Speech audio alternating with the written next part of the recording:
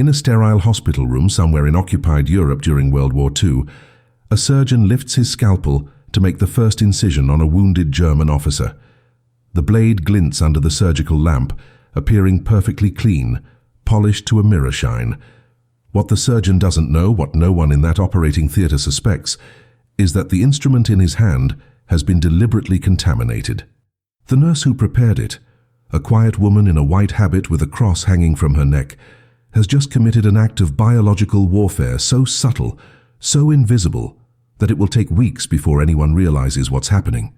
By then, dozens of enemy soldiers will be writhing in agony, their wounds festering with infections that antibiotics can barely touch. This is not a story about a medical accident. This is not about negligence or poor wartime conditions. This is about a woman of God who turned her healing hands into weapons, who transformed the operating room into a battlefield, and who used the trust placed in her profession to wage a secret war that would save countless lives on one side, while condemning men on the other to excruciating deaths. Her name has been erased from history books. Her face appears in no war memorials. But what she did in those underground hospitals beneath occupied cities might be one of the most ethically complex acts of resistance in the entire war. The year is 1943, and across Nazi-occupied Europe, a network of hospitals operates in a strange twilight zone of wartime medicine. These facilities treat both occupying German forces and local civilian populations, often in the same buildings, sometimes even in adjacent rooms. The rules of medical neutrality, established by the Geneva Conventions, theoretically protect these spaces from becoming battlegrounds. Doctors and nurses are supposed to treat all patients equally, regardless of which uniform they wear or which flag they salute. In practice, this creates an impossible moral situation for healthcare workers who watch their countries burn while they're forced to save the lives of the men doing the burning. In Belgium, in France, in the Netherlands, in Poland, nurses and doctors face this dilemma every single day. They watch German officers receive the best care, the cleanest bandages, the most attention, while civilians in the next ward die from lack of supplies. They see soldiers recover from battlefield wounds only to return to the front lines to kill more of their countrymen. And in this pressure cooker of moral compromise, some healthcare workers begin to ask themselves a dangerous question. What if healing the enemy is the same as helping them win? Among these conflicted medical professionals, one group finds itself in an especially precarious position: nuns serving as nurses. In Catholic countries across occupied Europe, religious sisters have always formed the backbone of hospital staffing. They're trusted implicitly, seen as beyond reproach, their vows of service and compassion making them perfect caregivers. The occupying forces actually prefer them because nuns are perceived as apolitical, devoted only to God and mercy, incapable of deception or resistance. A nun in a hospital is invisible in the best possible way. She moves through wards without suspicion, handles instruments without oversight, prepares medications without supervision. She is, in the eyes of German military authorities, the least likely person to pose any threat whatsoever. This fundamental misunderstanding of what devotion to God might actually mean in the face of evil creates a perfect cover for resistance, because these women have taken vows, yes, but they've also taken a side. And some of them have decided that their duty to the innocent outweighs their duty to heal everyone equally. Sister Marie André, though that's not her real name because her true identity was never recorded in any official resistance documents, works in a hospital in occupied Belgium that has been partially requisitioned by German military medical corps. She's in her early 30s, trained in nursing before the war at a Catholic teaching hospital in Brussels. Her days follow a brutal routine: morning prayers at 5, then 12 to 14 hours in the surgical ward, assisting with everything from battlefield amputations to emergency abdominal surgeries. She's good at her job, meticulous and calm under pressure, the kind of nurse that surgeons specifically request for difficult procedures. Her hands never shake, her focus never wavers. The German doctors praise her efficiency in their reports. They have no idea that this same steadiness, this same attention to detail, is being channeled toward a very different purpose. While she prepares surgical instruments in the sterilization room, while she organizes the tool trays, While she assists in operations, Sister Marie André is making calculated decisions about which instruments will actually be sterilized properly and which will carry microscopic passengers into German bodies. The technique she uses is brilliant in its simplicity and nearly impossible to detect.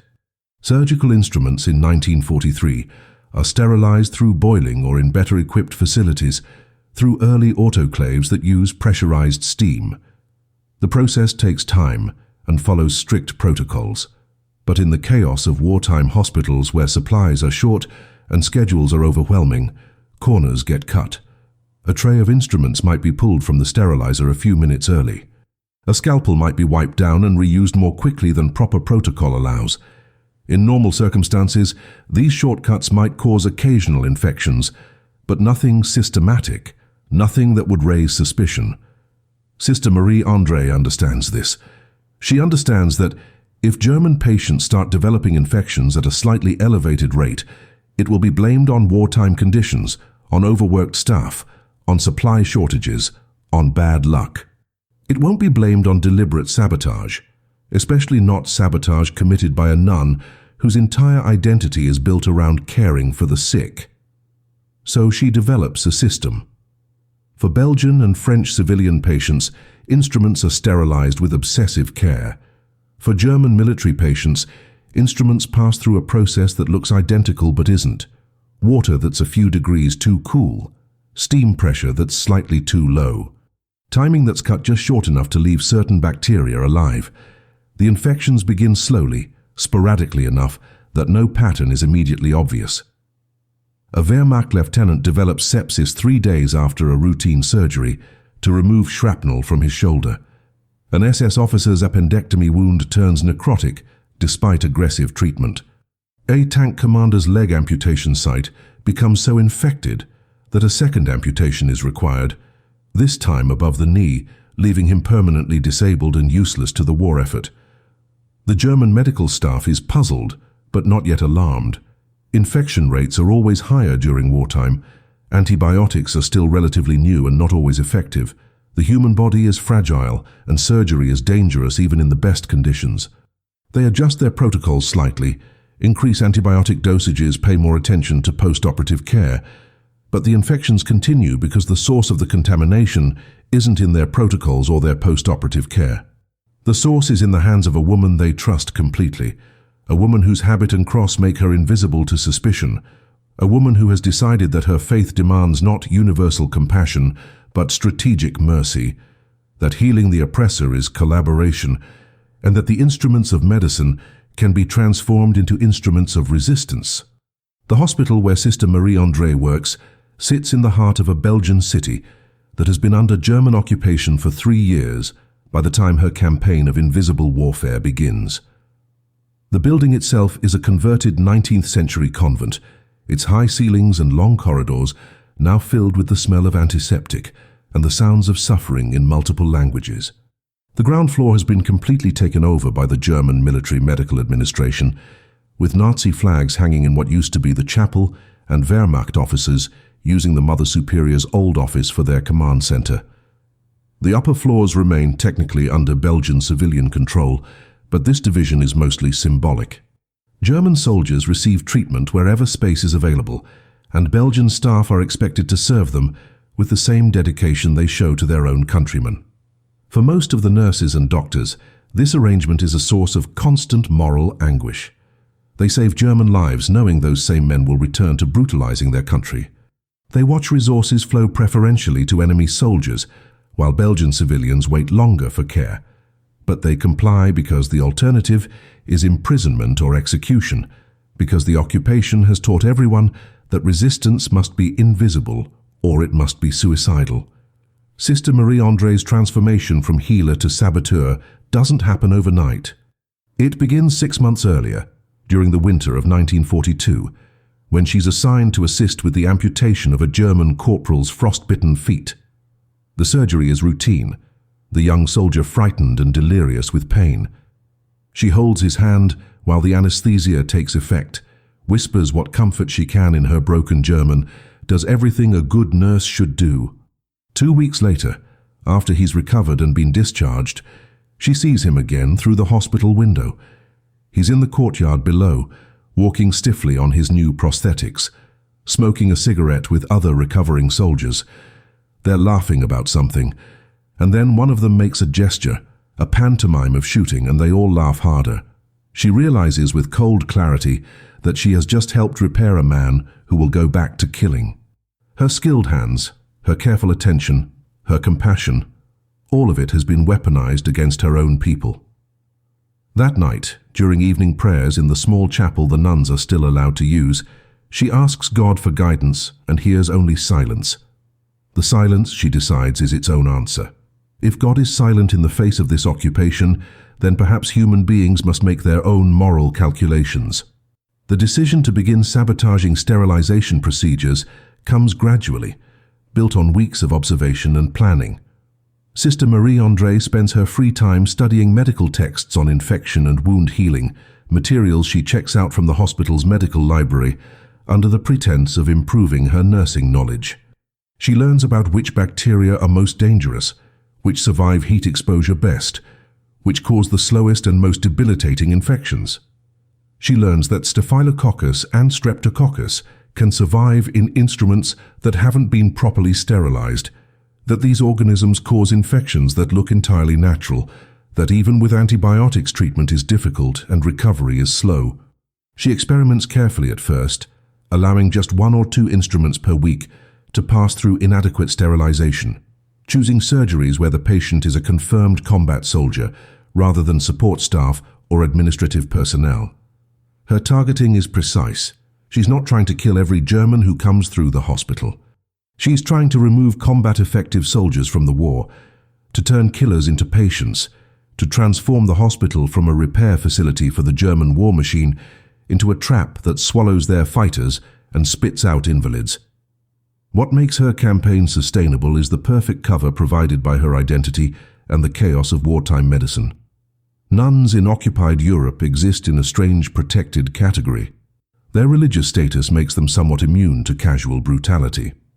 German soldiers might slap a civilian or shoot a suspected partisan without hesitation, but most still hesitate to raise a hand against a woman in religious habit. The conditioning of Catholic upbringing, even among men who've abandoned their faith or serve a pagan ideology, creates a psychological barrier. Sister Marie André understands this protection and uses it ruthlessly. When German medical officers review infection rates, when they hold meetings to discuss the troubling pattern of post-operative complications, she sits in these meetings as part of the nursing staff. She nods along with their theories about contaminated water supplies or poor ventilation. She even suggests helpful improvements to their protocols, recommendations that sound reasonable but actually do nothing to address the real source of contamination. She has learned that the best way to hide is to participate in the search. That active concern is the perfect mask for deliberate sabotage. By the spring of 1943, the infection rate for German military patients at her hospital has tripled compared to the previous year. 3 soldiers have died from sepsis. 17 have been invalided out of combat service permanently. Dozens more have spent weeks or months in recovery beds that could have been used for fresh wounded. The German medical administration knows something is wrong, but they're looking in all the wrong places. They blame Belgian civilian staff for incompetence, though they can't quite bring themselves to blame the nuns directly. They blame supply shortages and wartime conditions. They blame the Belgian resistance for possibly contaminating water supplies or air ducts, never imagining that the contamination is happening in the moment of care itself, that the woman holding the surgical tray is the weapon they're searching for. Sister Marie André watches their frustration with quiet satisfaction. Every infected wound is a small victory. Every soldier sent home disabled is one less killer on the battlefield. She's found a way to fight back that uses the enemy's own trust against them, that transforms her vocation into resistance, and she has no intention of stopping until the occupation ends or until they finally catch her. The mechanics of Sister Marie André's operation require an understanding of the hospital's daily rhythm that only comes from years of experience within its walls. Every morning at 6, she arrives at the sterilization room. a windowless chamber in the basement where surgical instruments are cleaned and prepared for the day's operations. The room contains two large sterilization units, older models that use boiling water and steam, and a newer German-imported autoclave that theoretically provides better results but breaks down constantly due to poor maintenance and unreliable electrical supply. Her job is to process the instruments used in yesterday's surgeries, inspect them for damage, and prepare sterile trays for today's scheduled operations. She works alone during these early hours, which is exactly what makes her sabotage possible. The German medical staff assumes that a nun performing routine sterilization work needs no supervision, that her religious vows and professional training make oversight unnecessary. They're correct about her training. She's meticulous and knowledgeable, but they fundamentally misunderstand what her vows actually demand of her in this moment of history. Her vow of service, she has decided, is to the innocent, not to the invader. Her vow of compassion extends to victims, not to those who create victims. The system she develops is elegantly simple and nearly impossible to detect without constant monitoring that no one has time or inclination to provide. Each morning, she sorts the instruments that need sterilization into two groups. The first group, instruments designated for civilian patients or for the small number of Allied prisoners who sometimes receive treatment at the hospital, goes through the full sterilization protocol. Water heated to 100 degrees Celsius, maintained at boiling for a full 30 minutes, then instruments dried and stored in sealed containers that prevent recontamination. The second group, instruments marked for use in surgeries on German military personnel, goes through a process that looks identical but diverges in critical details. The water temperature reaches only 90 to 95 degrees, just below the threshold needed to kill hardy bacterial spores. The timing is cut to 20 or 25 minutes instead of 30. The drying process is rushed, allowing instruments to be stored while still slightly damp, creating conditions where surviving bacteria can actually multiply. To anyone observing casually, she appears to be following protocol perfectly. The instruments emerge from the sterilizer looking clean and shiny, but clean and sterile are not the same thing, and that gap between appearance and reality is where her warfare lives. The selection of which instruments to contaminate requires strategic thinking beyond simple opportunity. Sister Marie André has learned through observation which types of surgeries are most critical to returning soldiers to combat and which infections will cause the most lasting damage without being immediately fatal. Scalpels used for deep tissue work, the kind required in removing embedded shrapnel or repairing battlefield injuries, become her primary vectors. Bone saws and surgical drills used in amputations receive special attention because infections in bone tissue are notoriously difficult to treat and often require additional amputations at higher levels. Suturing needles are left with microscopic contamination that introduces bacteria directly into closing wounds, creating infections that develop slowly and look like post-operative complications rather than sabotage.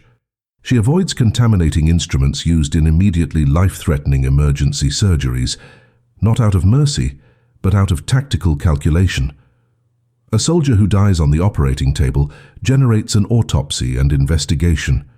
A soldier who survives surgery but develops a severe infection a week later generates only sympathy and medical treatment that drains resources while producing a permanently disabled veteran who becomes a burden on the German war economy. The psychological toll of this double life manifests in ways that Sister Marie André never anticipated when she began her campaign. During the day, she maintains perfect composure, her face a mask of professional concern as she assists in surgeries on the very men she's attempting to disable. She holds retractors, passes instruments, mops blood from surgical fields, all while knowing that the tools she's providing carry invisible passengers that will transform healing into harm. She watches German surgeons work with genuine skill and dedication to save their soldiers, and she feels a complicated mixture of respect for their medical ability and satisfaction that their efforts will often be undermined by her sabotage. At night, alone in her small room in the convent section of the hospital, she prays not for forgiveness, but for strength to continue. She's learned to separate her actions from traditional concepts of sin and virtue, to see her sabotage as a form of protection rather than harm, to understand that in the moral mathematics of war, disabling one killer might save 10 innocents. But the separation is never complete. She still dreams sometimes of the soldiers whose infections she's caused, still wonders about their families waiting at home, still struggles with the knowledge that her faith tradition would condemn her actions even as her conscience insists they're necessary. By early summer of 1943, the cumulative impact of her months-long campaign has become statistically significant enough that the German Medical Command launches a formal investigation into the hospital's infection rates. A team of military doctors arrives from Berlin, armed with inspection checklists and statistical analyses that show her hospital's complication rates are nearly 4 times the average for occupied territory medical facilities. They interview staff, observe procedures, test water supplies, inspect storage areas and examine patient records going back 18 months. Sister Marie André participates in every aspect of this investigation with apparent enthusiasm, answering questions thoroughly, demonstrating her sterilization procedures under direct observation, even suggesting additional tests they might conduct. She knows that when someone is watching, her technique is flawless. The contamination only happens in the unwatched moments, in the 5 seconds when she adjusts a temperature dial, in the quiet minute when she removes a tray slightly early, in the brief instant when she stores instruments before they're completely dry. The investigators find nothing conclusive. They note some equipment problems, recommend facility upgrades that will never be prioritized during wartime, and ultimately conclude that the elevated infection rates are likely due to the combination of old equipment, overworked staff, and the general degradation of medical conditions under occupation. Their report clears the hospital of deliberate sabotage. Sister Marie André reads it with quiet relief and returns to work, knowing that she's bought herself more time to continue a war that no one knows she's fighting. The expansion of Sister Marie André's resistance network begins not through deliberate recruitment, but through the quiet recognition that passes between people who share unspoken truths. In the fall of 1943, she notices that another nurse, a younger Belgian woman named Elise who works primarily in the recovery ward, has started paying unusual attention to which patients develop infections and which don't. Elise never says anything directly, never asks questions that would force a dangerous conversation, but Sister Marie André catches her looking, sees the way her eyes track the pattern of suffering that divides German soldiers from civilian patients. One morning in the supply closet, Elise positions herself next to Sister Marie André while organizing bandages and says quietly, almost casually, that she's noticed the German patients seem to have terrible luck with their recoveries. It's not a question, not an accusation, just an observation delivered in a tone that suggests she's commenting on the weather. Sister Marie André pauses for only a fraction of a second before responding. That war creates many kinds of misfortune, that God's protection sometimes manifests in unexpected ways, that nurses can only do their best with the tools and conditions they're given. The conversation ends there, but a week later Elise begins deliberately delaying antibiotic administration to German patients, stretching the intervals between doses just enough to reduce effectiveness without creating obvious negligence. She never discusses this with Sister Marie André. They never coordinate their efforts explicitly. But they've become collaborators in a resistance so subtle that it operates almost entirely through knowing glances and careful silence. The moral complexity of their actions deepens as the occupation grinds through its 4th year, and the character of German patients begins to shift. In the early days of Sister Marie André's campaign, the soldiers passing through her hospital were primarily Wehrmacht regular army, young men conscripted into service who might have personal doubts about the war, even as they fought it. By 1944, the patients increasingly include SS troops, Gestapo officers recovering from partisan attacks, and members of special units whose specific duties are never mentioned, but whose presence brings a darker energy into the wards. These men are not reluctant soldiers. They're ideological warriors who speak casually about their work in terms that make even the German medical staff uncomfortable. Sister Marie André finds her resolve strengthening in the face of these patients. When she prepares instruments for a surgery on an SS Hauptsturmführer whose shoulder was shattered during a raid on a resistance safehouse, she feels no moral conflict whatsoever. The contaminated scalpel that opens his wound carries not guilt, but righteousness. But there are other cases that test her certainty. A 19-year-old private from Bavaria, barely old enough to shave, comes in with severe frostbite from the Eastern Front. He cries for his mother during surgery, delirious with pain and fear.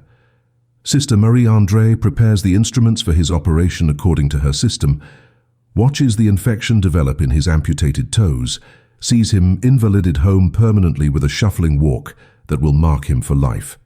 She tells herself that this boy would have killed others if left capable of fighting, that individual mercy creates collective harm, that war forces impossible choices. But the boy's face appears in her prayers sometimes, mixed with all the other faces, and she understands that the cost of resistance is measured not just in enemy casualties, but in the pieces of herself that die with each act of calculated harm. The hospital's social ecosystem creates strange intimacies between occupiers and occupied that make the work of resistance psychologically exhausting in ways Sister Marie André never anticipated. German doctors and Belgian nurses work side by side for 12-hour shifts, sharing coffee during brief breaks, discussing medical techniques, complaining about supply shortages that affect everyone regardless of nationality. Some of the German medical staff are genuinely skilled and dedicated physicians who happen to wear the wrong uniform, men who chose military medicine as an alternative to combat service, who save lives with the same commitment regardless of which flag the patient served. Dr. Hoffmann, the chief surgeon, is particularly difficult to hate. He's a grandfather from Munich who carries photographs of his family, who treats Belgian civilian patients with the same care as German soldiers, who has never shown the slightest indication of Nazi ideology in his work. He trusts Sister Marie André completely, often requests her specifically for difficult surgeries because of her steady hands and unflappable demeanor. She assists him in operations where her contaminated instruments will later undo his skilled work, and she feels a strange, distant regret for betraying his professional trust, even as she remains absolutely committed to betraying his nation's war effort. The compartmentalization required to maintain these relationships while actively sabotaging their outcomes creates a kind of spiritual exhaustion that no amount of prayer seems to relieve. She's living multiple lives simultaneously, each one requiring a different version of truth, and the boundaries between them grow thinner with each passing month. The tactical evolution of her sabotage techniques accelerates as she gains confidence and as the war situation grows more desperate for the occupation forces. By the spring of 1944, with Allied invasion clearly imminent and German resources stretched catastrophically thin, Sister Marie André begins taking greater risks with more aggressive contamination methods.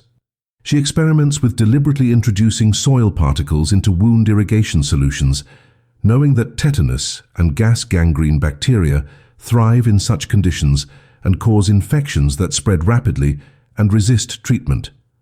She discovers that surgical sponges stored in improperly sealed containers can harbor dangerous organisms, and she ensures that sponges used on German patients come from containers that have been subtly compromised.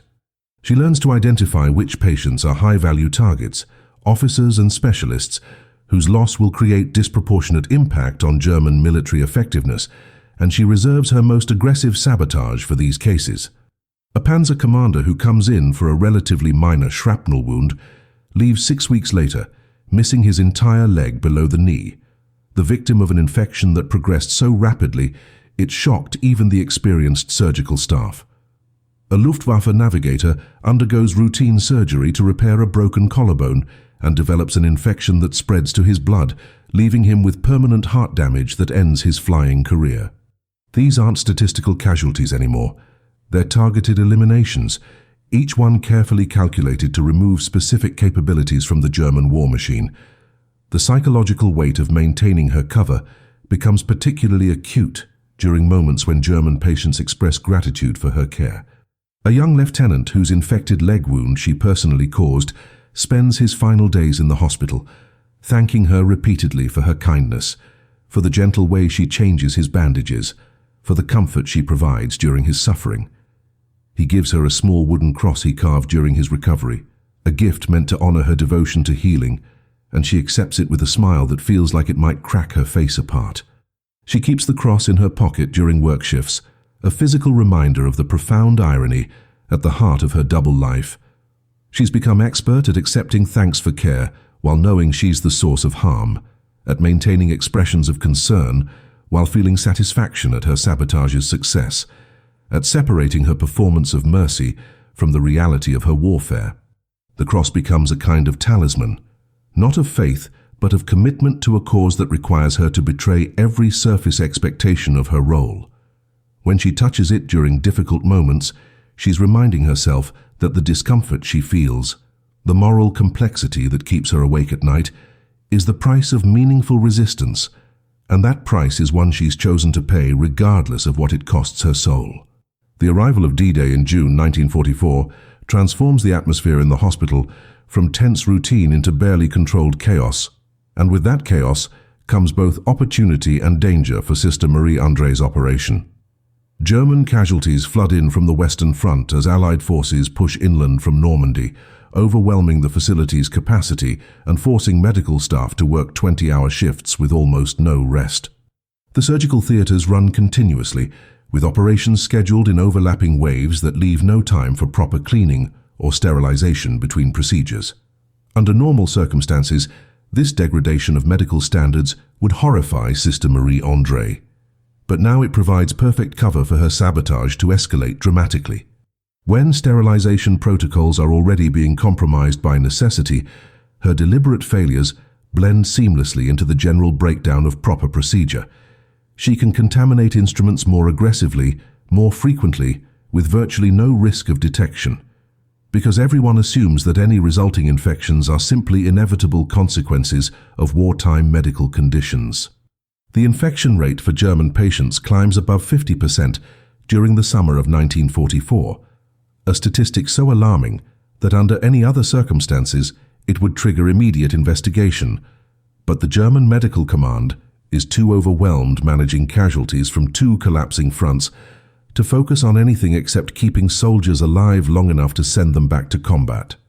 The moral calculus of Sister Marie André's actions shifts as the war's outcome becomes increasingly certain, and the character of German resistance grows more desperate and vicious. The soldiers passing through her hospital now include members of units that have participated in massacres of Belgian civilians as the occupation tightens its grip in response to intensifying partisan activity. She treats men who wear the insignia of divisions responsible for atrocities in nearby villages, men who discuss their actions with casual brutality during their recovery periods, men who see Belgian suffering not as tragedy but as necessary security measures. For these patients, Sister Marie André's sabotage becomes not just strategic but deeply personal.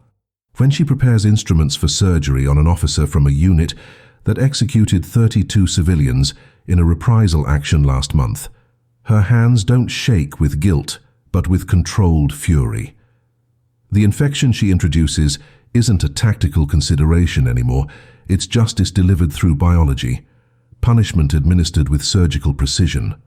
She's aware that this emotional dimension to her work is dangerous, that letting hatred drive her actions could lead to mistakes that expose her operation, but she also knows that the hatred is what sustains her through the exhaustion and moral complexity of her double life. Without it, she might collapse under the weight of what she's doing. The anger keeps her functional, keeps her focused, keeps her willing to continue a form of warfare that requires her to smile at men she's actively trying to destroy. The network of resistance within the hospital has grown beyond Sister Marie André and Elise, to include at least 3 other staff members who figured out what's happening and chosen to participate in their own ways. Dr. Petit, a Belgian physician who works in the recovery ward, has begun prescribing suspiciously ineffective antibiotic regimens for German patients while ensuring Belgian civilians receive optimal treatment protocols. A laboratory technician named Franz has started reporting false negative results on bacterial cultures from German patients, delaying proper antibiotic selection by days or weeks while infections establish themselves beyond easy treatment. An older nun, Sister Therese, who manages the pharmacy, has developed a habit of providing medications to German patients that are suspiciously close to their expiration dates, or have been stored in conditions that reduce their potency. None of these people have ever discussed their actions explicitly with each other. They operate through a kind of silent coordination, watching each other's patterns, adjusting their own contributions to complement what others are doing, creating a distributed resistance network that has no formal structure and therefore no single point of failure. If one person is caught, the others can plausibly deny knowledge or coordination. This organic resistance cell has developed its own unspoken protocols and safety measures entirely through observation and careful inference, a testament to how desperate people under occupation learn to communicate through actions rather than words. The increasing sophistication of Sister Marie André's sabotage techniques by late 1944 reflects both her growing expertise and the escalating stakes as the war approaches its conclusion. She's learned to target not just individual soldiers, but entire categories of patients whose disability will have cascading effects on German military capability. Pilots and tank commanders receive her most aggressive contamination because their specialized training makes them difficult to replace, and their loss degrades complex military systems. Communication specialists and engineers get special attention because their technical knowledge is crucial to maintaining German defensive positions. She's developed an informal classification system for patients based on intelligence she gathers by listening to conversations in the wards, categorizing men by their unit, specialization, and likelihood of returning to combat-effective service. High-value targets receive instruments that have been deliberately contaminated with particularly virulent bacterial strains that she's learned to culture in conditions that look like simple negligence. Medium-value targets get standard contamination protocols. Low-value targets, administrative staff and support personnel who will never see combat, sometimes receive properly sterilized instruments because disabling them provides no meaningful military advantage, and the risk of pattern detection isn't worth the minimal gain. She's transformed medical sabotage into a calculated science, complete with target prioritization and resource allocation strategies that would be impressive in their sophistication if they weren't so morally terrifying in their implications. The personal cost of her sustained resistance campaign manifests in ways both physical and psychological as the months stretch into years. Sister Marie André has aged dramatically since she began her sabotage operation, her face drawn and pale, her hands developing a tremor during off-duty hours that she has to consciously suppress when working. She sleeps poorly, averaging 3 or 4 hours a night, her rest interrupted by dreams that mix surgical procedures with confessionals, where she's simultaneously performing operations and seeking absolution for sins she's not sure she's actually committed. Her relationship with faith has become complicated in ways she never anticipated when she first took her vows. She still prays every day, still attends Mass, still performs all the outward rituals of religious life, but the content of her prayers has shifted from supplication to negotiation, from asking God for guidance to informing Him of decisions she's already made and daring Him to judge her for them. She's developed a private theology that exists parallel to official church doctrine, a belief system that holds that divine love sometimes requires human beings to commit acts that look like sins but are actually forms of protection, that mercy toward evil enables evil, and that true compassion sometimes wears the face of calculated harm. Whether this theology will sustain her soul in the long term remains an open question, but in the immediate present of 1944, with liberation finally approaching but the occupation's cruelty intensifying in its final months, it's the only framework that allows her to continue functioning as both a woman of God and a woman at war. The autumn of 1944 brings a new and terrifying complication to Sister Marie André's operation when the Gestapo establishes a permanent presence in the hospital, not as patients, but as investigators. A Sturmbannführer named Klaus Richter arrives with 2 assistants and announces that he's conducting a security review of all medical facilities in the region following reports of sabotage at military hospitals across occupied Belgium. Richter is not a doctor, not a medical administrator, but a counterintelligence specialist whose entire career has been built on identifying and eliminating resistance networks. He's methodical and patient, the kind of investigator who understands that patterns reveal themselves over time rather than through dramatic interrogations. He sets up an office in what used to be the hospital's administrative suite and begins a systematic review of every aspect of the facility's operations, from supply chains to staffing records to patient outcomes. Sister Marie André learns of his presence through the hospital grapevine before she ever sees him, and the news hits her like a physical blow. For the first time since she began her campaign, she faces an adversary who's actually looking for what she's doing, who has the training and authority to recognize sabotage patterns that medical administrators would miss, who won't be satisfied with explanations about wartime conditions and equipment failures. The invisible war she's been fighting is about to become significantly more dangerous. Richter's investigation methodology is sophisticated in ways that exploit the very silence and compartmentalization that have protected Sister Marie André's network until now. He doesn't announce what he's looking for or share his theories about what might be happening. Instead, he observes, takes notes, asks seemingly innocuous questions about procedures and protocols, and cross-references patient outcomes with staff assignments to identify statistical anomalies. He requisitions records going back 2 years and builds spreadsheets tracking infection rates by surgeon, by nurse, by shift, by patient nationality, by procedure type, creating a data matrix that slowly reveals patterns invisible to casual observation. Sister Marie André knows about this analysis because she's been asked to provide some of the records he's requested, and what she sees in his organized files terrifies her. He's approaching the problem exactly the way someone would need to approach it to discover what she's been doing, methodically eliminating variables until only human agency remains as an explanation. She calculates that she has perhaps 6 weeks, maybe 2 months at most, before his analysis produces results specific enough to identify her or one of her silent collaborators.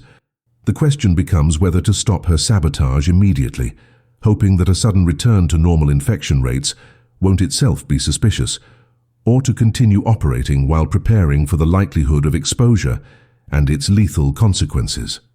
The decision to continue her sabotage despite Richter's investigation reflects both Sister Marie André's commitment to resistance and her realistic assessment of her options. If she stops now, the sudden change in infection patterns will itself be a red flag to an investigator as sophisticated as Richter, potentially accelerating his investigation rather than deflecting it. If she continues but reduces the frequency of contamination, she might extend the time before detection, but at the cost of reducing her impact during what might be the final months of the war. If she continues at current intensity, she maximizes her contribution to the resistance, but almost certainly guarantees eventual exposure. She chooses the third option, not out of fatalism, but out of calculation. The Allied advance is accelerating. Liberation could come within months, possibly weeks, if the military situation continues to deteriorate for Germany. Every additional soldier she disables, every extra week that combat-effective troops spend in hospital beds, potentially saves Belgian lives and accelerates the occupation's end. Her survival matters less than the mission's completion, and the mission can only be completed by continuing the sabotage for as long as physically possible. She makes this decision alone in her room during the small hours of the morning, praying not for protection, but for the courage to face whatever consequences her choice brings. By dawn, her resolve has crystallized into something harder than fear, the certainty that some prices are worth paying. The cat-and-mouse dynamic that develops between Sister Marie André and Richter over the following weeks has an almost theatrical quality. Two professionals operating at the highest level of their respective crafts, with life and death stakes. Richter begins attending surgical procedures as an observer, standing in the corner of operating theaters taking notes, his presence creating a tension that affects everyone's performance. Sister Marie André knows he's watching specifically for anomalies in how instruments are prepared and handled, so she performs her duties during these observed procedures with absolute textbook precision. But she also knows he can't observe every surgery, can't be present for every sterilization cycle, can't monitor the hospital 24 hours a day. She adjusts her tactics, concentrating her sabotage during night shifts when Richter is absent, selecting lower-profile cases that won't attract immediate attention spreading her contamination across a wider range of procedures to make the pattern less obvious. She's playing for time, trying to maintain her impact while evading detection long enough for liberation to arrive. Richter, for his part, seems to sense that he's close to something significant even if he can't quite identify what or who. His questions become more pointed, his observation more focused, his statistical analysis more refined. He begins pulling individual staff members aside for informal conversations, asking about their backgrounds, their families, their opinions on the occupation, fishing for the kinds of details that might reveal ideological motivations for resistance. Sister Marie André endures one of these conversations, sitting across from him in his temporary office, while he asks about her nursing training, her religious vocation, her observations about the hospital's unusual infection rates. She answers every question with careful honesty about verifiable facts, while offering explanations for patterns that sound plausible without actually being true. And she walks out of that interview knowing that she's now on his short list of suspects, even if he doesn't yet have proof.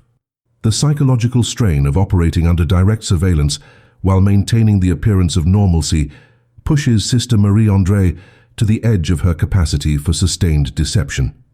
Every movement in the sterilization room now carries the weight of potential observation, even when she's physically alone, because she knows Richter could walk in at any moment or could have arranged for someone else to watch without her knowledge.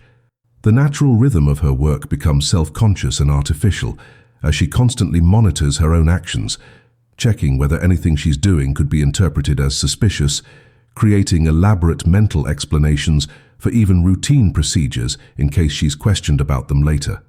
The paranoia isn't irrational, it's a necessary adaptation to genuinely dangerous circumstances, but it's also exhausting in ways that her initial sabotage campaign never was.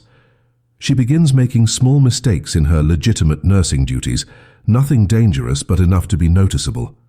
Her concentration fractured by the constant need to maintain multiple levels of awareness.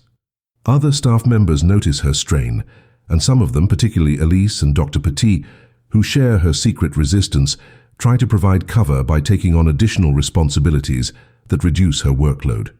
But this redistribution of duties itself creates new patterns that a sophisticated observer like Richter might notice, and Sister Marie André finds herself caught in an impossible position where both action and inaction carry risk, where every choice could be the one that finally exposes the network that has operated in shadows for nearly 2 years. As October turns to November, and the sound of Allied artillery becomes audible in the distance on quiet nights, she understands that the race between liberation and discovery has entered its final phase, and that the outcome will determine not just her fate, but the fates of everyone who has participated in this most intimate form of warfare. The crisis that finally brings Sister Marie André's operation into direct confrontation with Richter's investigation arrives on a cold morning in early November 1944, when a high-ranking SS officer named Oberführer Wilhelm Krause is brought into the hospital with life-threatening injuries from a partisan ambush. Krause is not just any officer. He's the regional security commander responsible for anti-resistance operations across the entire province, a man whose signature appears on execution orders for hundreds of Belgian civilians, whose interrogation methods are legendary for their brutality. His survival is a strategic priority for the German occupation apparatus, and his death would be a significant blow to their ability to suppress resistance in the region's final months.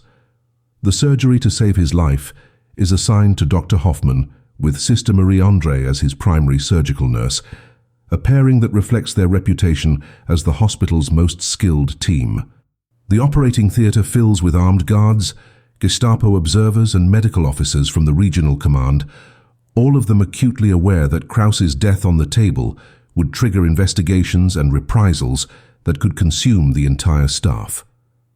Sister Marie André understands immediately that this surgery represents both her greatest opportunity and her most dangerous moment.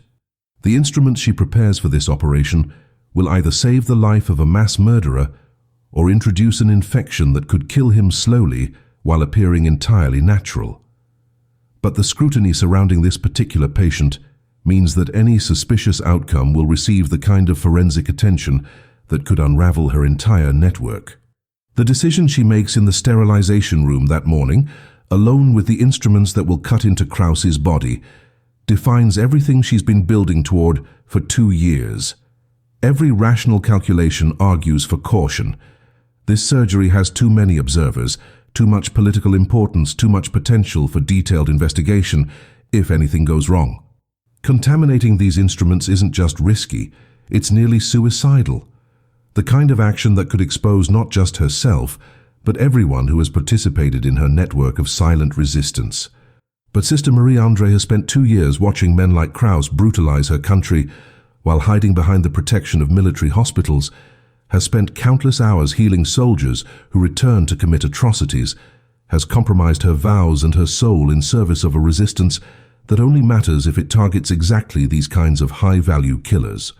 If she retreats to safety now when the opportunity is greatest, then everything she's done becomes meaningless, a collection of small victories that avoided the defining battle. She holds Krause's surgical tray in her hands, looking at the scalpels and retractors that will save his life if properly sterilized or doom him if contaminated, and she makes the choice that has been inevitable since the moment she started down this path. The instruments go through her abbreviated sterilization protocol, the one that leaves bacterial spores alive in microscopic crevices, the one she's perfected over months of practice. When she delivers the tray to the operating theater, her hands are steady, and her face shows nothing but professional concern. She's chosen warfare over safety, impact over survival, and she's committed to seeing this decision through to whatever end it brings. The surgery itself lasts 7 hours, a marathon procedure that requires removing shrapnel from Krause's abdomen, repairing damage to his liver and intestines, and reconstructing blood vessels that were shredded by the partisans' bullets. Dr. Hoffman works with absolute concentration, his skilled hands moving through anatomical spaces with the precision that comes from decades of surgical experience. Sister Marie André assists him with her usual efficiency, anticipating his needs, providing instruments before he asks, maintaining the sterile field, doing everything a perfect surgical nurse should do. The contaminated instruments pass through her hands into his, then into Krause's body, opening and cutting and suturing with no visible indication that they're carrying microscopic passengers that will, if her sabotage succeeds, transform this successful surgery into a delayed execution. The guards and observers watch the entire procedure with tense attention, but they're looking for obvious sabotage. For a nurse who drops an instrument, or a surgeon who makes a suspicious error, they see nothing remotely questionable. What they see is skilled medical professionals working at the height of their abilities to save a life, exactly what they expect to see, exactly what Sister Marie André has trained them to expect. When Hoffman completes the final sutures and announces that the surgery was successful, that Krause will survive his injuries, there's a collective exhale of relief in the room. Sister Marie André helps clean and close, her face showing appropriate satisfaction at a difficult surgery completed successfully, while internally she's beginning the waiting game that will determine whether her sabotage produces the infection she's introduced, or whether some combination of Krause's immune system and antibiotic treatment will overcome the contamination. Richter's response to Krause's surgery reveals just how sophisticated and dangerous his investigation has become. He doesn't celebrate the successful procedure or relax his scrutiny. Instead, he immediately intensifies his monitoring of Krause's recovery, installing observers in the recovery ward with instructions to document every detail of post-operative care, every medication administered, every change in the patient's condition. He requisitions Krause's medical records going forward, instructing staff that he wants real-time reports on temperature, white blood cell counts, wound appearance, anything that might indicate complications. Sister Marie André realizes with cold clarity that Richter suspects something might be wrong even before any symptoms appear, that he's treating Krause's recovery as a potential crime scene, preparing to gather evidence from the first moment of infection if infection occurs. This level of preparation suggests that Richter has identified the pattern she's been creating, has recognized that important German patients in this hospital develop infections at suspicious rates, and has decided to use Kraus as bait to catch whoever is responsible. The surgery wasn't just a medical procedure, it was a trap. And Sister Marie André has walked directly into it by choosing to sabotage the most heavily monitored operation in the hospital's history. She understands now that whether Kraus lives or dies, whether the infection develops or not, Richter's investigation is about to reach its conclusion, and that conclusion will almost certainly involve her exposure and execution. The first signs of infection appear 4 days after surgery, initially subtle but progressively unmistakable to anyone who knows what to look for. Kraus's temperature rises slightly above normal. His white blood cell count begins climbing. The surgical wound shows early signs of inflammation that exceed normal post-operative healing.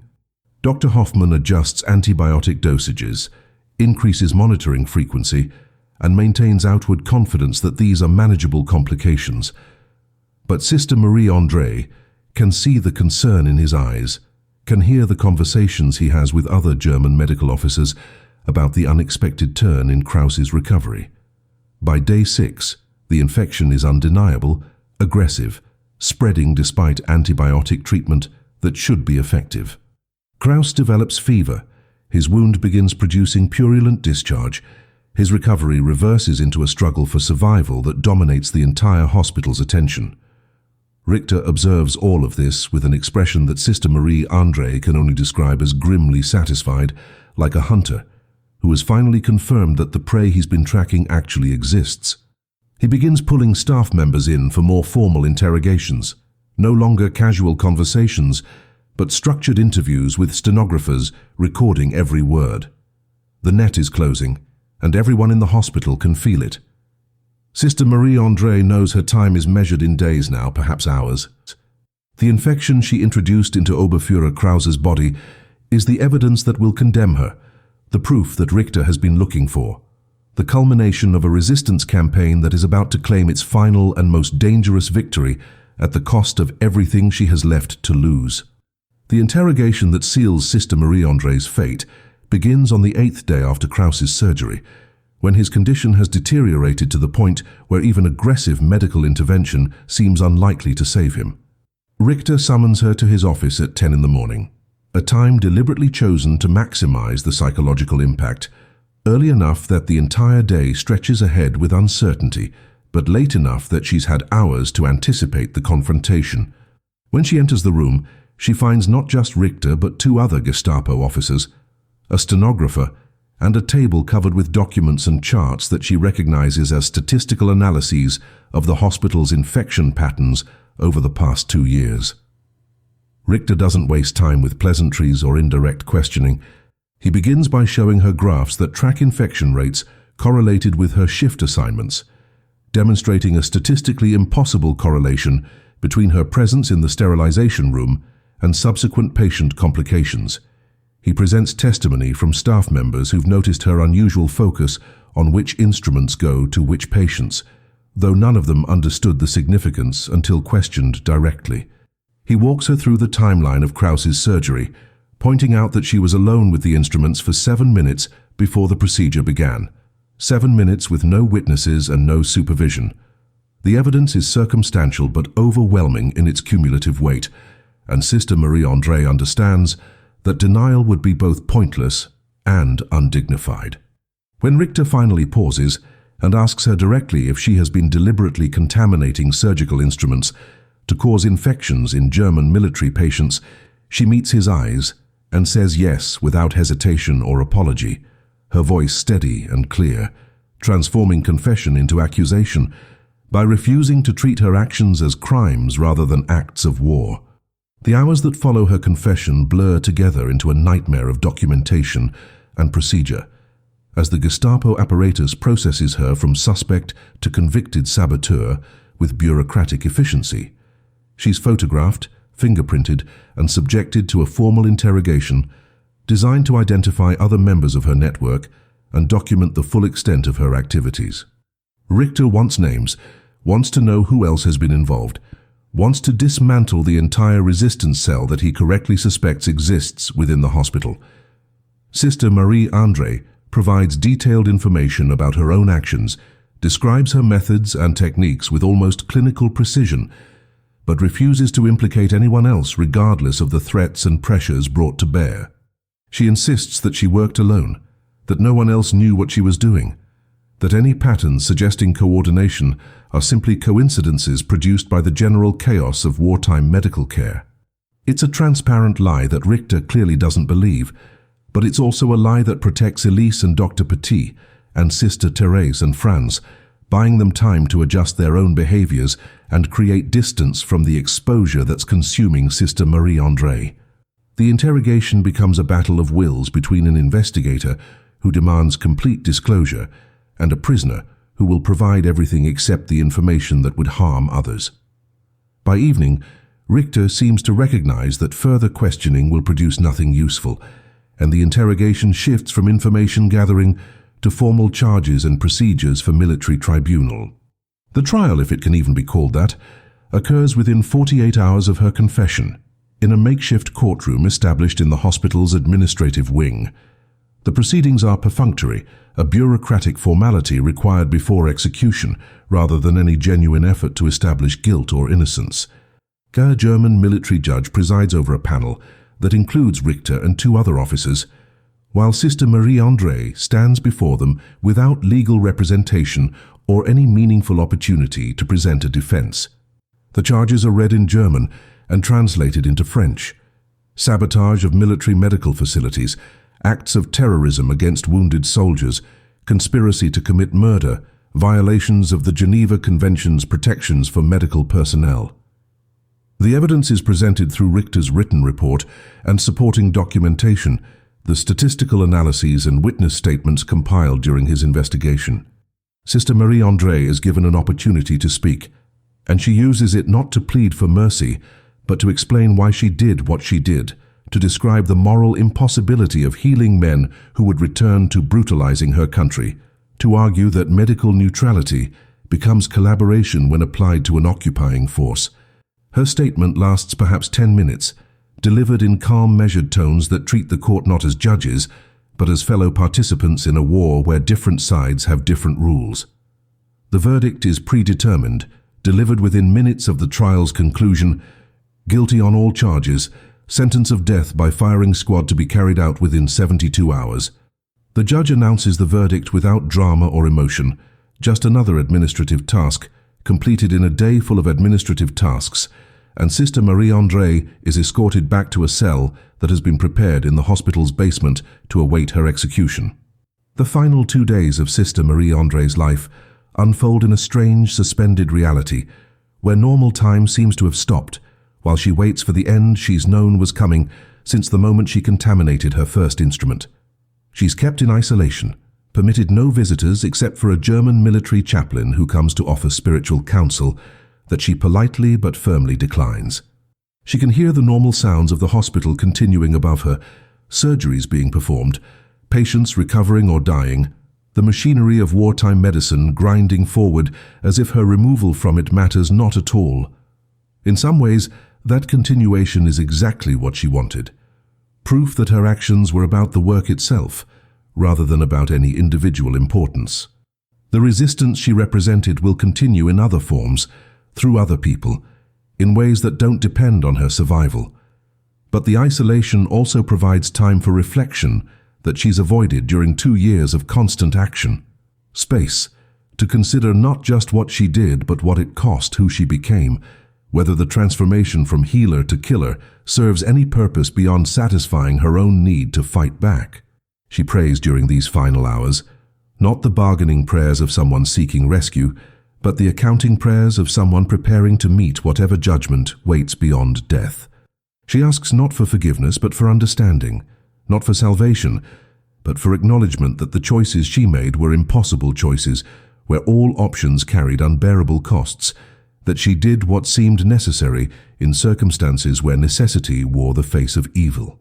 Whether God or history will ultimately judge her actions as justified remains unknowable. But in the basement cell where she awaits execution, Sister Marie André finds a kind of peace in accepting that some questions don't have answers available to the living. The morning of her execution arrives with the false normalcy of any other day, sunlight filtering through the small window of her cell, the sounds of the hospital waking to another shift of treating wounds and managing pain. The guards come for her at dawn, not cruel but not gentle either. Professionals performing an unpleasant duty they've performed many times before. She's escorted through corridors she knows intimately to a courtyard behind the hospital that has been prepared as an execution ground, a brick wall at one end and a wooden post where condemned prisoners are tied.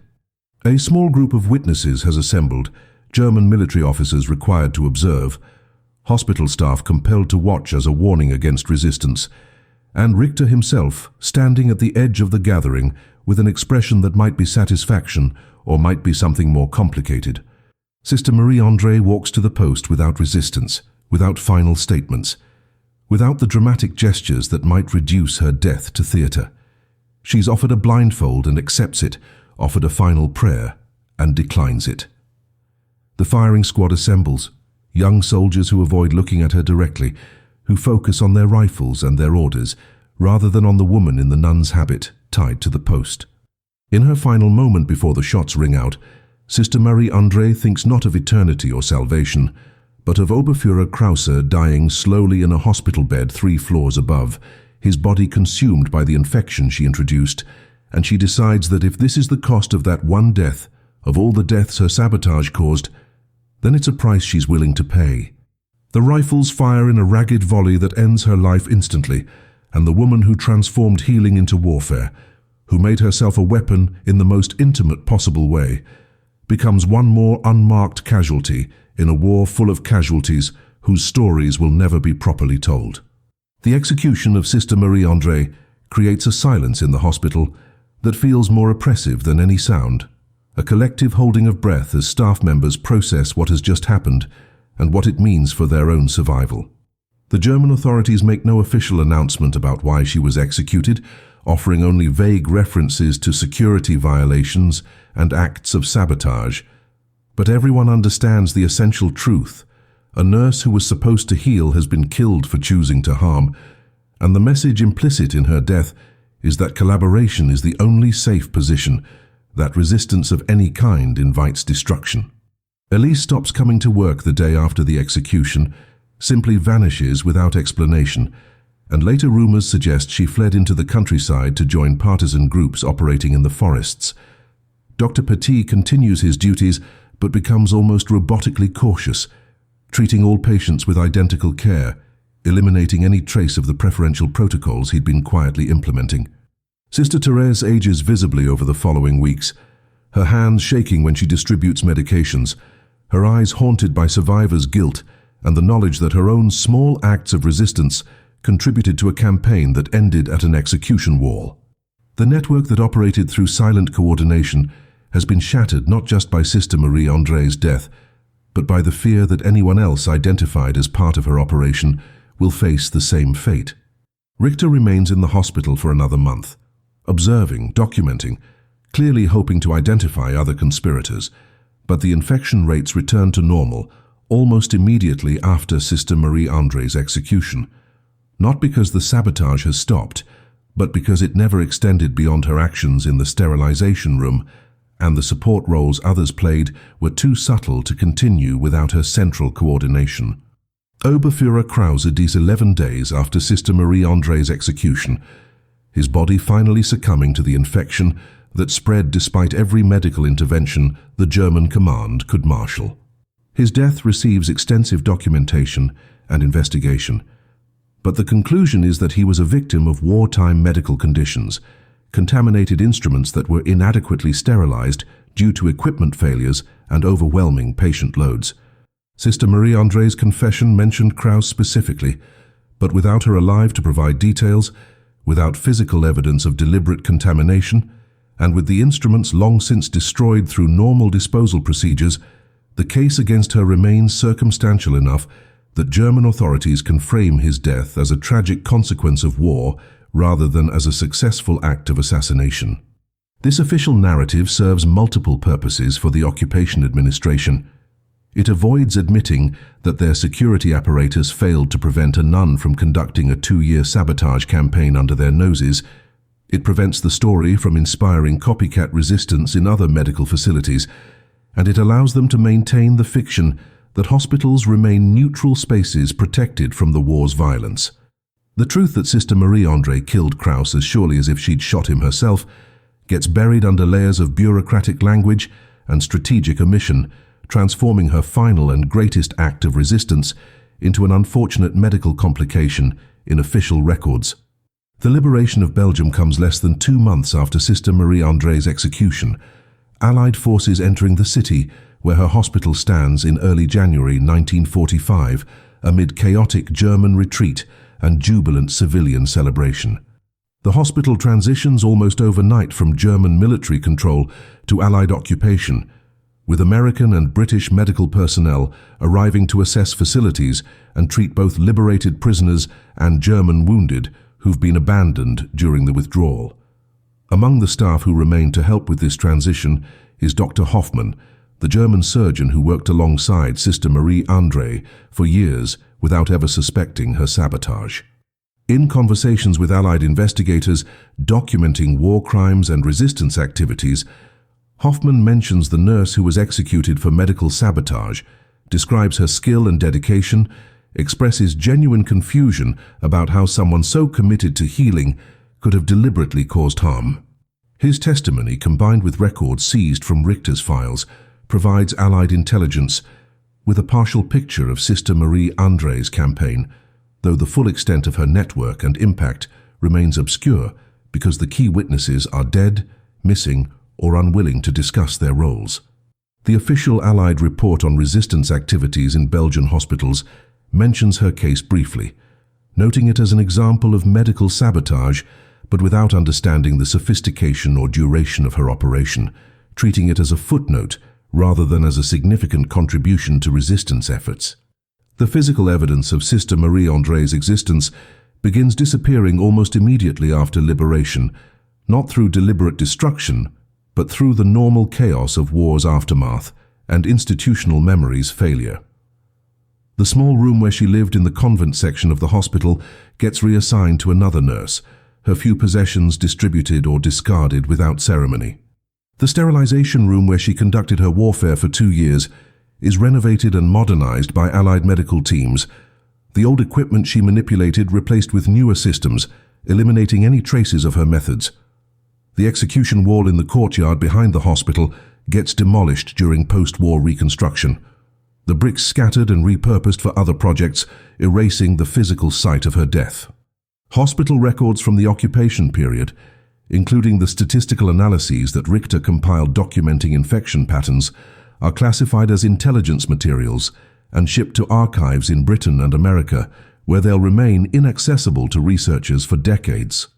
The people who knew her story, who witnessed her trial and execution, scatter to different lives in liberated Europe, carrying memories that will fade with time and that they have little incentive to share because collaboration and resistance exist on a spectrum that post-war society prefers not to examine too carefully.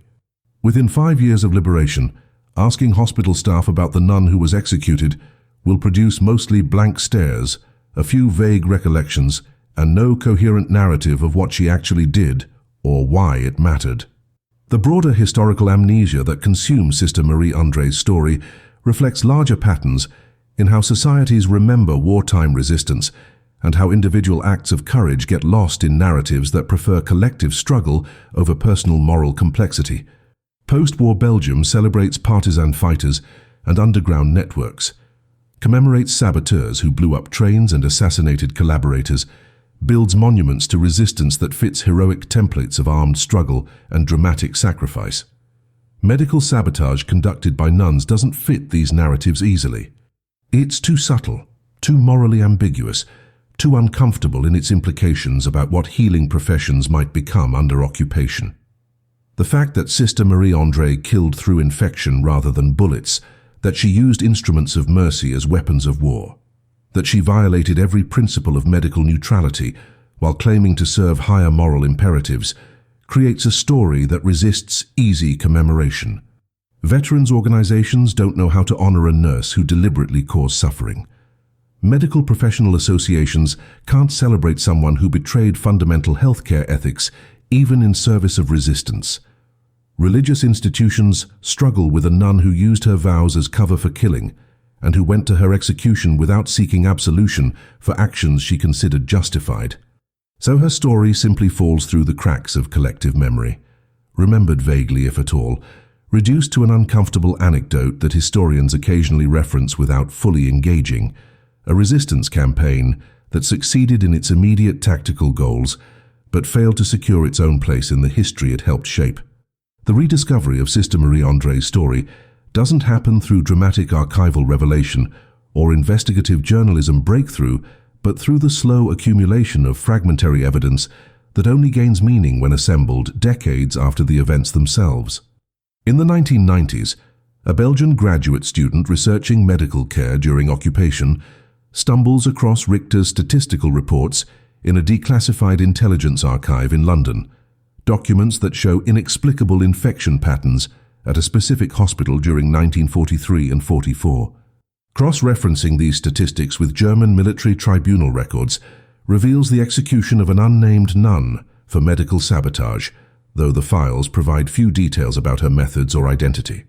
Hospital employment records from the occupation period, discovered in a church basement during renovations in 2003, list several nuns who worked as nurses, but without photographs or detailed biographical information. Connecting any specific individual to the sabotage case proves impossible. Testimony from elderly Belgians who worked at the hospital during the war, collected through oral history projects, provides pieces of the story, but filtered through 80 years of fading memory and the natural human tendency to reshape difficult truths into more comfortable narratives.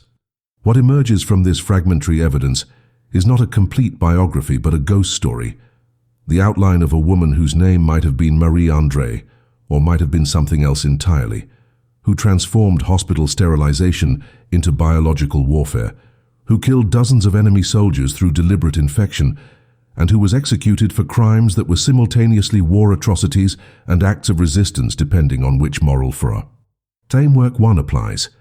The ethical questions raised by Sister Marie André's campaign remain unresolved and perhaps unresolvable, touching on fundamental tensions between professional ethics and wartime necessity that have no clear answers.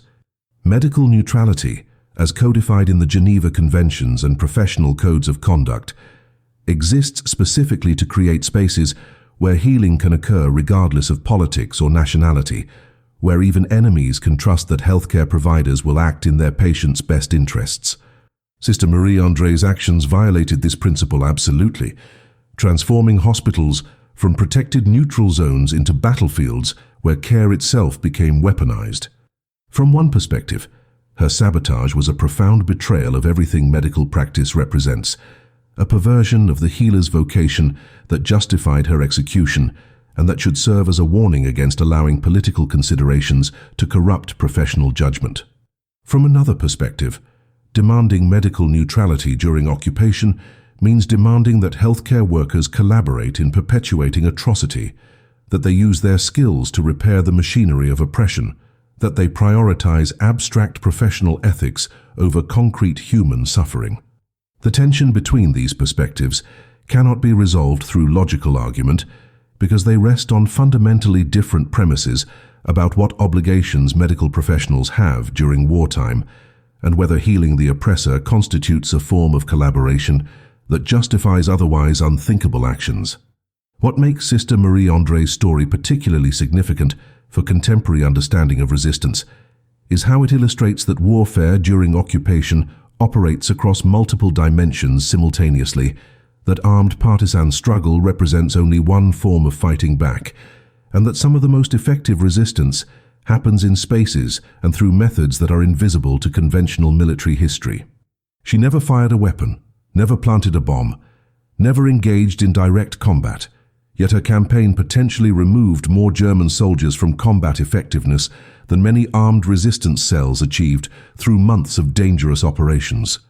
By operating within systems that the occupation relied upon and trusted, by exploiting the very protections and assumptions that made hospitals function, she created a form of sabotage that was nearly impossible to detect and extraordinarily difficult to counter once discovered. Her methods required no weapons, no training in explosives or tactics, no coordination with external resistance networks. They required only detailed knowledge of her profession, access to hospital facilities, and the moral courage to transform healing into harm. This kind of resistance, conducted by individuals embedded in institutional structures that serve occupying forces, represents a dimension of wartime opposition that historians have traditionally overlooked because it doesn't fit heroic narratives and because its practitioners often died without their stories being documented or understood. The contemporary relevance of Sister Marie André's story extends beyond historical curiosity to raise urgent questions about collaboration and resistance in authoritarian contexts, about what obligations professionals have when their expertise can be weaponized, about the moral status of actions that violate ethical norms in service of resisting oppression. Healthcare workers in occupied territories today, doctors treating wounded soldiers from invading forces, nurses working in facilities controlled by authoritarian regimes, face dilemmas structurally identical to those Sister Marie André confronted in 1943. The question of whether medical neutrality remains obligatory when treating representatives of occupying powers has no consensus answer among ethicists and continues to generate passionate debate within medical professional organizations. Her story forces consideration of whether there are circumstances where the Hippocratic principle of doing no harm must be subordinated to larger moral imperatives, where the individual patient's welfare matters less than collective resistance to oppression, where professional ethics and human conscience come into irreconcilable conflict. These are not comfortable questions, and Sister Marie André's actions provide no comfortable answers, only the historical fact that at least one person concluded that healing the enemy was collaboration and chose sabotage over neutrality, accepting execution as the price of that choice. The ultimate legacy of the nun, whose name might have been Marie André, exists not in monuments or official recognition, but in the uncomfortable truths her story forces us to confront about resistance, collaboration, and the moral complexity of life under occupation. She reminds us that heroes don't always look heroic, that effective resistance sometimes wears the face of betrayal, that the line between healing and harming can collapse under the pressure of impossible circumstances. Her campaign of deliberate infection saved lives by taking lives, protected the innocent by harming the guilty, upheld higher principles by violating sacred professional ethics. Whether history should celebrate her as a resistance hero or condemn her as a war criminal remains an open question, one that each person must answer based on their own moral framework and their own assessment of what obligations survive when normal society collapses into occupation and atrocity. What's undeniable is that she fought back using the only weapons available to her, that she accepted the consequences of her choices without flinching, and that she disappeared into historical obscurity not because her actions lacked impact, but because they embodied contradictions too profound for comfortable commemoration. In the sterile rooms of that Belgian hospital, in the quiet moments when she contaminated instruments that would carry infection into enemy bodies, Sister Marie André waged a war that history has tried to forget, but that continues to haunt anyone who seriously considers what resistance means, when the only battlefield available is the space between healing and harm, between mercy and justice, between the vows that define us and the choices that see. Revival demands